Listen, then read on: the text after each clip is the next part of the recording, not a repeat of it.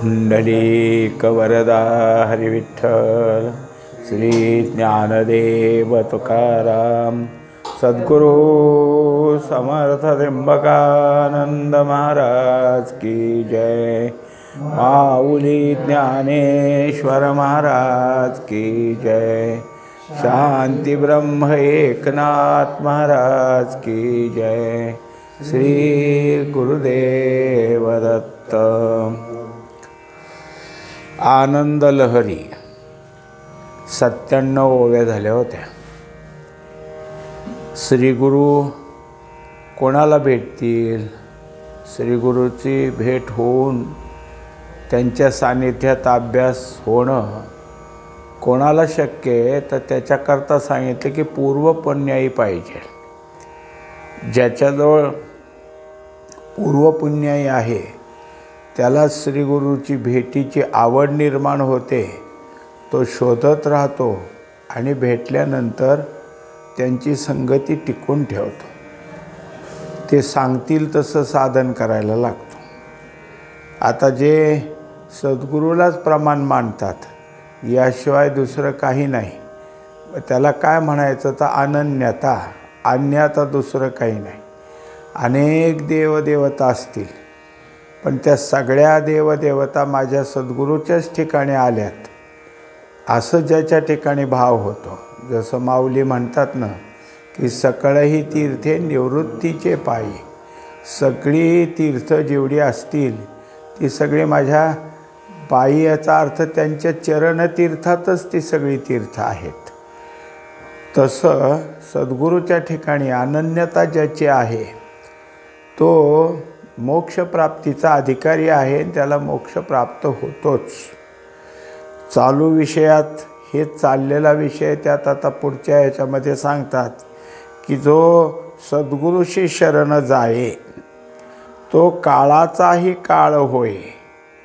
काळ तयासी शरण जाये ऐसे बोलत आहे वेदांत। काळ काय आहे तर काळ सगळ्या जीवाच्या मागे लागलेला आहे। काळ म्हणजे काय तर तुमच्या आमच्या संपूर्ण चाललेल्या जीवनाची गती आहे। आपल्याला वाटतं की आपण बसलो, आपण इकडे गेलो तिकडे गेलो, पण हे तुमचं कुठेही जात असाल तर जे आयुष्य पुढं सरकतं ते आयुष्य म्हणजे गती आहे। आपण एका जाग्याला बसलो तरी आयुष्य थांबेल का? आयुष्य राहतंच।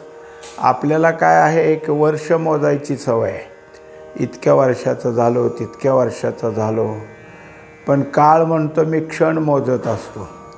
क्षणाक्षणाने तुमची मोजमाप माझ्याकडे आहे।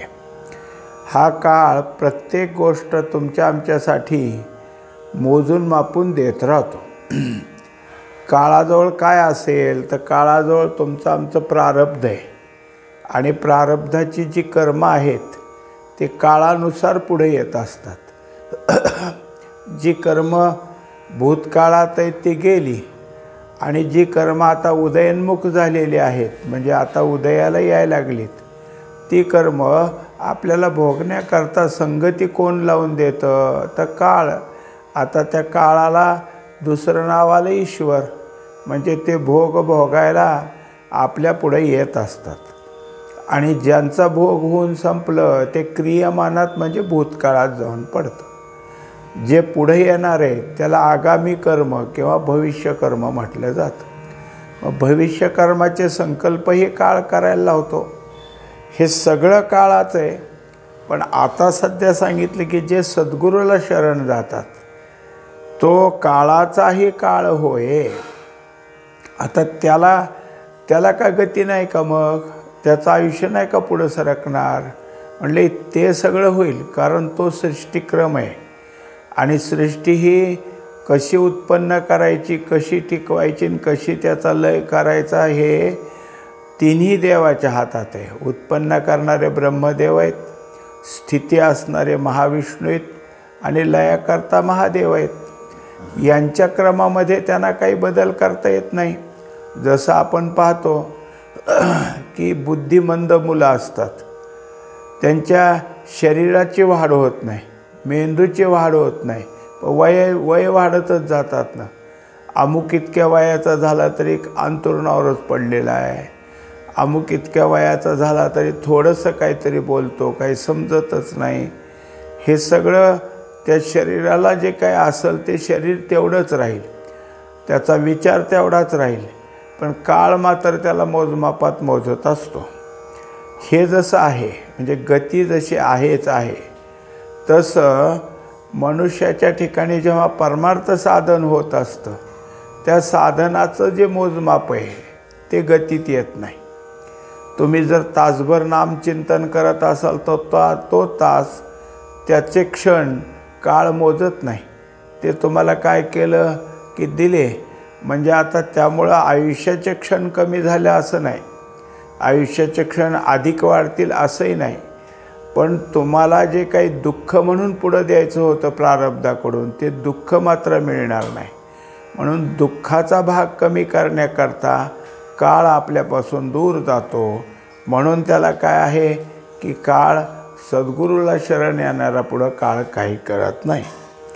काळ तयासी शरण जाये म्हणजे आता तो काय करणार आहे, तर मरणसुद्धा येईल तेव्हा सांगून येईल आता मरण येणार आहे. हे काय आहे की सगळ्या प्रकारचं जाणीव त्या व्यक्तीला होती आणि दुसऱ्याला जसा काळ ओढून नेतो तसं जे गुरु शिष्य असतात त्याला काळ शांत, त्याचं मरण शांत होतं. झाकली घटीचा दिवा नेणो केव्हा मालवला, अशी शांत त्याच्या ठिकाणी होतं. हे सगळं वेदात दिलेलंच आहे. नलगे योग याग साधन, नलगे व्रत तीर्थ अनुष्ठान, नलगे वैराग्य तपदान, एक सद्गुरु भजन करावे. आता ही साधनांचीच यादी, हे सगळी साधनं आहेत. योग काय, याग काय, अशी साधनं किंवा तीर्थ व्रत ही सगळी साधनं काय आहेत तर करावी लागतात. आणि जसं जसं मनुष्य करतो तसं तसं त्याचा पुण्य संचय होतो. मग जितकं पुण्य अधिक होतं तितकं तो सत्वगुणाकडं जास्तीत जास्त होत जातो. म्हणजे रजतम त्याचं कमी होतं आणि सात्विकता वाढते. सात्विकतेमुळं त्याच्या ठिकाणी देवाबद्दलचे भाव जास्त वाढतात आणि सद्गुरू प्राप्ती झाली की लवकरात लवकर त्याचं साधन पूर्णतेला जातं. म्हणजे अगोदर मलदोष निघून जाण्याकरता ह्या सगळ्या साधनांची योजना वेदांताने केलेली आहे. पण जे सद्गुरूकडे गेले, आता असं सांगतात की श्रीगुरू म्हणजे काय, आत्मज्ञान देणारे. पण आत्मज्ञान प्राप्तीच्या अगोदर साधन चतुष्टय संपन्न असावं लागतं.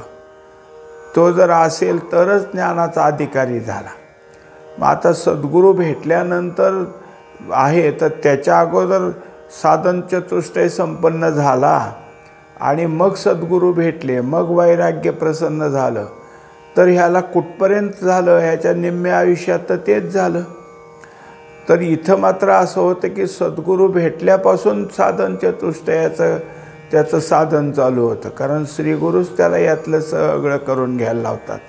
त्यांच्याकडून नित्यानित्य विवेक शिकला जातो, त्यांच्याकडून ह्यामूत्र फलभोग विरागाबद्दल शिकवलं जातं आणि शमदमादी षटकही त्यांच्याच समोर होतं. म्हणजे श्रीगुरू भेटीत पुढचे सगळे क्रम, जसं शास्त्राने अगोदर हे झाल्यावर गुरुभेट सांगितली, पण श्रीगुरू भेटल्यावर सुरू झालं. शास्त्र चुकीचं सांगताय असं नाही. जेव्हा आमच्या ठिकाणी ज्ञानाची स्थिरता होते याचाच अर्थ विवेक टिकतो, वैराग्य टिकतं आणि शमदमादी मन बुद्धी हे सुद्धा ताब्यात येतात. तिथून सद्गुरूचं खरं रूप कळतं. त्याच्या अगोदर सद्गुरू कळाले, पण आता सद्गुरू म्हणजे काय तर अजून पुन्हा वेगळ्या वेगळ्या रूपानं ते कळू लागले.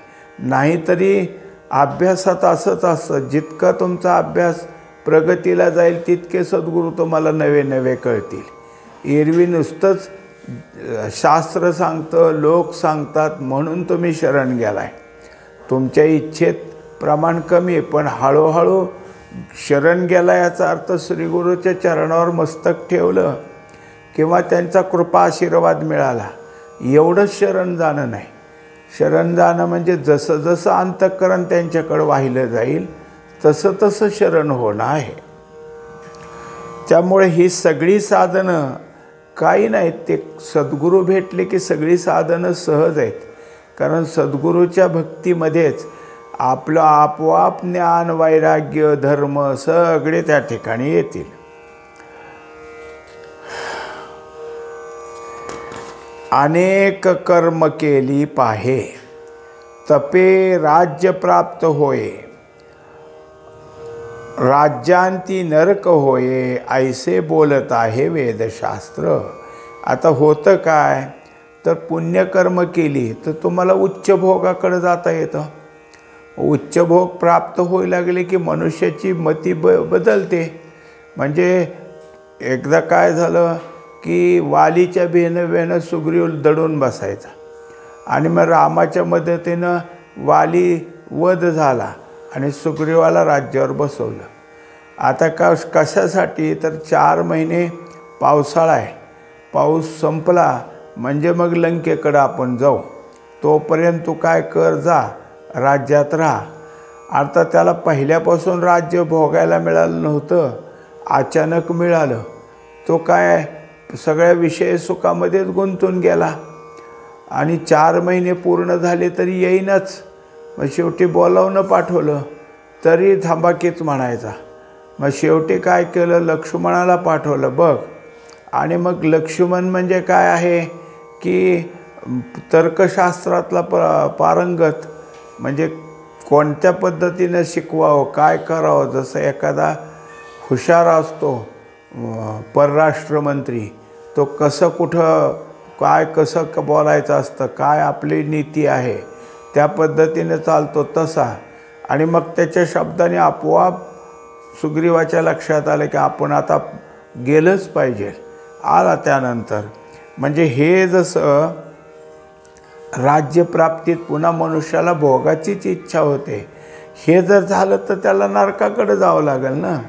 म्हणजे अगोदर कर्म चांगली केली, पुण्य मिळालं, सुखप्राप्तीचं सगळा भोग म्हणजे राज्य मिळालं आणि मग बिघडला.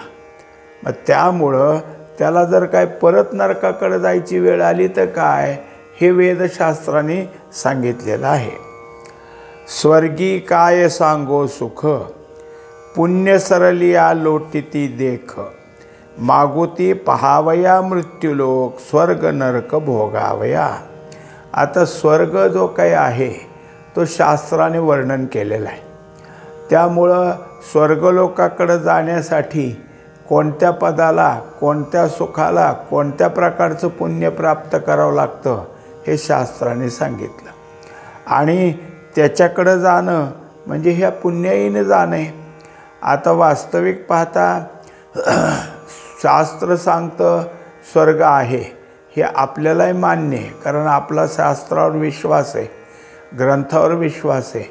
पण मग आपण जर विचार केला तर स्वर्ग म्हणजे काय, तर इथंच मृत्यूलोकात जे उच्च भोगात आहेत, ज्यांच्या ठिकाणी कोणत्या भोगाची कमतरता नाही, पाहिजे ते त्यांना मिळतं आणि पाहिजे ते मिळवण्याकरता तेवढा त्यांच्याकडं पैसा आहे, तेवढं सगळं त्यांच्या हाताची माणसं आहेत, हे स्वर्गातच आहेत.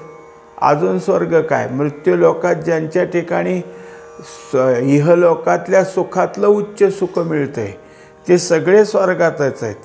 पण त्यांच्याजवळसुद्धा जे पुण्य आहे, जो पैसा आहे, जो उद्योग आहे, आणि तो एकदम जर निसटला, सगळाच गेला वाया, ह्यांना खालीच यावं लागतं. मग त्यांची इतकी वाईट परिस्थिती नाही, तो नरक. म्हणजे एवढ्या ह्याच्यातून खाली गडगडलं सगळं की नरकाकडं. म्हणून इथंसुद्धा तेच दाखवलं की स्वर्गात पुण्य आहे तोपर्यंत, आणि पुण्याची पावटी सरे, सवेची इंद्रपणाची उटी उतरे, सवे मागे येऊ लागते माघारे मृत्यूलोका. म्हणजे जे काय असतील ते मृत्यूलोकाला जसे येतात तसंच नरकाकडे यावं लागतं.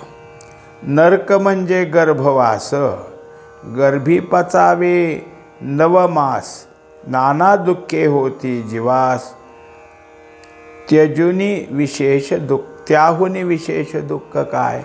आता त्याच्यात दाखवलं नरक. जसं आता आपण स्वर्गाबद्दलचा तर्क मांडला तसं अत्यंत गलिच्छ राहणं, कुठेही बसायचं, काही खायचं, कुठेही लोळायचं, काय कशाला धरबंद नाही, हा नरक नाही तर काय. तो स्वतःही नीट राहत नाही, घरादारातलाही नीट ठेवत नाही, घरच्या माणसाचे हाल करतो, तो नरकच आहे. असे जे नरकातले दुःख भोगणार आहेत. आता त्यांनी दाखवलं तुम्ही तरी अत्यंत खाली, की जसा रस्त्यावर पडणारे काही असतात, कुणालाही अगदी हात पसरून पैसे मागतात, काही करतात, हे सगळे जसं सांगितलं तसं कोणताही जीव गर्भवासाला परत येतो. म्हणजे गर्भ म्हणजे काय तर नरकच आहे. आईच्या पोटात गर्भामध्ये त्या ठिकाणी जे गर्भाच्या आजूबाजूला असतं पाणी, ते सगळं नरकाचंच पाणी. म्हणजे मग ते नरक नाही तर अजून काय. नवमास त्याने 9 मास सांगितलं, गर्भी पचावे 9 मास. त्याच्यातच ते काय आहे की जसं उकडायला घातलेले फळं असतात किंवा राताळी म्हणा, बटाटे म्हणा, ते पाण्यात उकडूनच मऊ होतात, तसं हे बाळ त्या ठिकाणी काय होतं, त्या पाण्यातून तयार होतं. म्हणजेच तिथंसुद्धा काय नरकवासच आहे. जेणे मृत्यूचे मूळ तुटे, जन्ममरणाचे खत फाटे, पाप पुण्याची वाढी खुंटे, धरणे उठे काळाचे. आता सगळ्यात महत्त्वाची गोष्ट आहे की आपल्याला जर आपल्याला ह्या जन्ममरणातनं सुटायचं असेल तर सगळ्यात त्याने आता दाखवलं की जन्ममरणाचे खत फाटे. पूर्वी काय आहे की जिथं आपण आता गेलो आणि आपल्याला काही लागलं की त्या सावकाराकडून कर्ज काढलं. मग कर्ज घेताना ते सावकार काय करतो, तुझ्याकडचं काय व्याज असेल ते दे, भांडवल राहू दे. मग व्याज सगळं वसूल करतो. भांडवल तर घेतलं नाही, परत काय कमी जास्ती असलं तर अजून देतो कर्ज, पुन्हा कर्जाचे आकडे वाढतात. असं करून जे चाललेलं असतं, कर्ज काढायचं, व्याजच द्यायचं, पुन्हा कर्ज हे खातं असतं कुठं सावकाराच्या वहीला, त्याला खत म्हणतात. हे म्हणजे तसं हे आपलंसुद्धा काय जन्ममरणाचं खातंच आहे. आणि ते आपण सतत काय करतो असतो, क्रियमानानं वाढवतच जातो. आता चित्रगुप्त जे काय असतो ते चित्रगुप्त म्हणजे सगळं आपली नोंदी करतो आणि तुमच्या आमच्यापुढं सगळं मिळतं. मग आता कुठलीही गोष्ट झाली की मनुष्याला काय असतं, वय होऊ द्या, पण त्याला आपल्याला आपल्या हातून कुठं कशी चूक झाली, किती वाईट चूक झाली आणि आपल्या हातून काय चांगलं झालं हे सगळं आठवतं. कधी आठवतो तो अगदी 10 वर्षाचा असताना पासून ते आत्तापर्यंत जे काय आपल्या हातून घडलं आहे ते आठवतं. हाच चित्रगुप्त आहे. तुमच्याजवळ सगळं तुमच्याच आठवणीत आणि तुम्हीच सांभाळताय. म्हणजे या सगळ्या गोष्टी ज्याच्याजवळ आहेत तो जन्ममरणाचंच भांडवल सांभाळतो आहे. पूर्वस्मरणं आहेत, ही जर अजून पुसलीच जात नसतील तर आणि त्या स्मरणाप्रमाणे पुढचे भोग आठवत असतील तर मग सारखं त्याचं पापपुण्य वाढत जातं. म्हणून जितकं पापपुण्यानं अधिक आहे तितका तो काळाचंच खाजा आहे. आता जर हे सगळं ह्यातनं सुटायचं असेल तरी कर्म आणि कर्माचे पापपुण्य दोन्ही दूर हटले पाहिजेत. ऐसा व्हावया एक उपावो, भावे भजावा सद्गुरु रावो, जन्ममरणाचा पुसो ठावो, स्वरूपी जीव मिळवी. एकंदरीत जे श्रीगुरूला शरण जातात, श्रीगुरू त्यांना आचरण शुद्धता शिकवतात. जसं अष्टांग योगामध्ये यम आणि नियम हे महत्त्वाचे आहेत. यम आणि नियम म्हणजे काय आहे, आचरण शुद्धताच आहे. ही बहिरंग साधन आहेत. या साधनेत तुम्ही आम्ही जर शुद्ध वागत असेल तर आपल्याला अंतरंग साधनाला उपयुक्त होईल. बाहेरचं आचरण चांगलं नसेल तर कुणाशी काहीतरी शाब्दिक वाद होतील, कुणाचं देणं घेणं होईल आणि तेच आठवण येतील. एका जागाला बसलं की शाब्दिक वाद झालेले त्याचे आठवण येईल. कोणाकडून किती घ्यायचं आहे, कोणाचं किती उरलं आहे हे आठवण येतील. आणि हे जर त्या बाह्य साधनेत जर तुमचं चांगलं झालं म्हणजे बहिरंगी साधन चांगलं झालं, अंतरंगी साधन चांगलं होतं.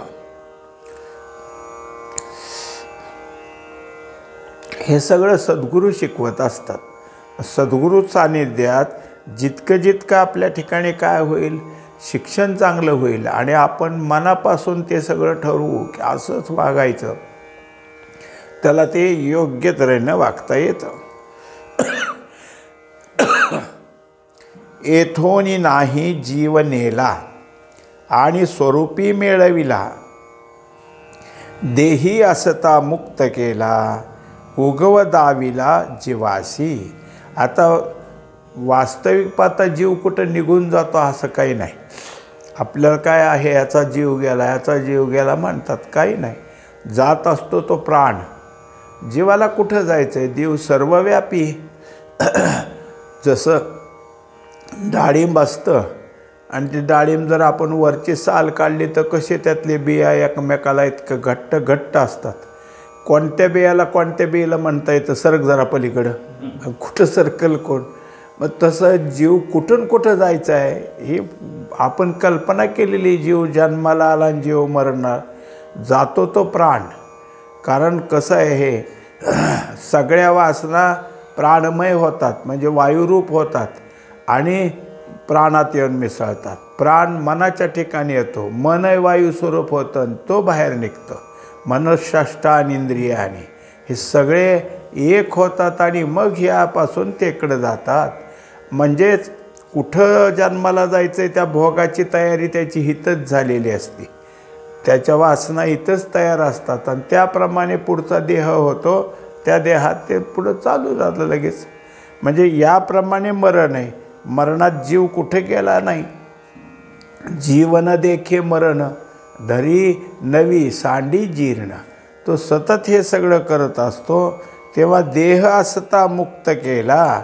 पण ज्यांनी या देहात या जीवाला सद्गुरूला शरण जाण्यास भाग पाडलं म्हणजे तो जीव सद्गुरू शरण चरणाजवळ लीन झाला तर देहात असताना मुक्त होईल. म्हणजे त्याचा जीवच मुक्त होईल. मग आता त्यांच्या ठिकाणचं जे काही जीवन आहे ते मुक्त अवस्थेत चाललं. तुमची आमची जीवनं बांधलेलीत. आपण मनाला वाटेल तसं करू म्हटलं तर आपल्याला काय असतं, कोणीतरी कुठं म्हणजे आपलं काय आहे इच्छेचं प्रारब्ध आहे तर परेच्छा प्रारब्ध आपल्याला ओढून नेतं आणि नको असलं तर अनिच्छा प्रारब्धाप्रमाणे वागावं लागतं. हे सगळं इथं आल्यावर बंद झालं कारण तो सगळा श्रीगुरू सान्निध्यात आलेला आहे. जीव आपला उगव पाहे इंद्रियासहित तल्लीन होय, तेथे काळ करील काय जन्म मरण उपाय खुंटले.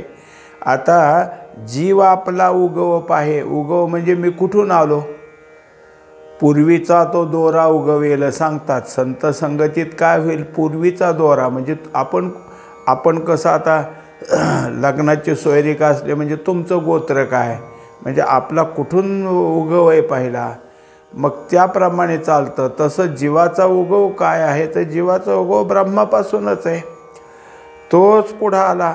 आता असं सांगतात की पहिला जीव कधी निर्माण झाला असेल, नंतरचे जीव आले त्याला काही मागं भांडवल होतं म्हणून तो जीव पुन्हा जन्माला आला. पुन्हा सगळ्यात सुरुवातीला काय म्हणजे ह्याचं उत्तर सापडत नाही. म्हणून जे काही अनादित ते 5 त्यांचे उत्तरच नाहीत. सगळ्यात सुरुवातीला संसार कुठून मागं लागला, उत्तर नाही. माया कधी निर्माण झाली, उत्तर नाही. असे जे काही 5 आहेत ते सगळे काय आहेत, अनादी म्हणायचं त्यांना. कधी निर्माण झालं आहे त्याचं निर्मिती सांगता येत नाही. असे जरी असले तरी सद्गुरू सानिध्यात जीव आपण मूळ कोण होतो हे जर एकदा समजला की इंद्रियासहित तल्लीन होय, मग ती इंद्रियेसुद्धा ब्रह्मरूपच होतात आणि त्यापासून त्याच्या ठिकाणी काय आहे जन्ममरण संपलं. आता जन्ममरण खुंटल्यानंतर मग काळ काय करायचा आहे? काळ तुमच्या पाठीमागं का तुम्ही काळासारखं तयार होत आहे. म्हणून काळापासून आपण दुसरं वेगळं करत असलं तर काळाला काही करता येत नाही. जैसे भूपतीची या बाळे अनिवार अनन्य केले, अनिवार अन्याय केले, ते माते पुढे जाऊन बैसले, मग काय चाले कोणाचे. आता उदाहरण दिलंय नाथांनी त्या काळात. नाथाचं आजचं म्हणजे 350, जसं 375 वर्ष तुकोबारायाचे चालू आहेत सध्या, आणि त्याच्या अगोदर नाथ झाले म्हणजे नाथाचे 400 वर्षाच्या जवळ आलं. तेव्हा लिहिले की राजाच्या मुलांनी काही अन्याय केले तर काही चालत नाही कोणाचं. आता तेच आहे, कितीतरी राजकर्त्याची मुलं काही करतात आणि सुटून जातात. ते तेव्हाचं दिलं आहे की ते जे काही आहे अनिवार्य अन्याय केले, किती जरी त्यांनी अन्याय केले आणि त्याला जर राजा बोलावणं पाठवलं तर मग ते सांगतात ते शिपाई येऊन ते राणी सरकारजवळ बसलेत. झालं, राजाचं चाललं सगळं. राणीने सांगितलं द्या सोडून, काही करायचं नाही, की हा आपला काय आहे गप्प बसतो. तसं याच्या ठिकाणी काय झालं, किती त्यांनी काय केले, अन्याय केलेले असले तरी राजाला त्याला शिक्षा देता येत नाही. आता ज्याने आपल्या मुलाला शिक्षा दिली तो राजा खरा. म्हणजे जसं अहिल्याबाईसारखं तिने पाहिलं आपला मुलगा असा त्रास देतोय, तिने सांगितलं याला हत्तीच्या पायाखाली द्या. म्हणजे कशासाठी, तर हा असला काय उपयोगाचा. म्हणजे पुत्र व्हावा गुंडा ज्याचा त्रैलोक्य झेंडा, हे असला तर ठीक आहे, नाही तर किती मुलं काहीच नाहीत नीट ते नाहीत. म्हणून राजाने जर अन्याय खपून घ्यायचं ठरवलं तर मग काय उपयोग आहे. पण उदाहरण का दिलं आहे, उदाहरण ते सगळं सांगण्यासाठी नाही दिलं. तो उदाहरण यासाठी दिलं आहे की जसा तो अन्याय करूनसुद्धा एकदा राजा म्हणजे राणीजवळ बसला तर काही चालत नाही, तसं तुम्ही पूर्वी काय चुकला कोणास ठाऊक, पण आता सद्गुरूला शरण गेलाय ना, त्यामुळं तुम्हाला आता भीती काय राहिली नाही. आता तुम्हाला मागचं कितीही असेल तरी वाल्या राहिला नाही, वाल्मिक झाला. तसं इथं काय आहे, बदलून तुमच्या ठिकाणी शुद्धता निर्माण होईल. पुंडलिक वरदा हरी विठ्ठल, श्री ज्ञानदेव तुकाराम, सद्गुरु समर्थ त्र्यंबकानंद महाराज की जय, माऊली ज्ञानेश्वर महाराज की जय, क्रांती ब्रह्म एकनाथ महाराज की जय, श्री गुरुदेव दत्त.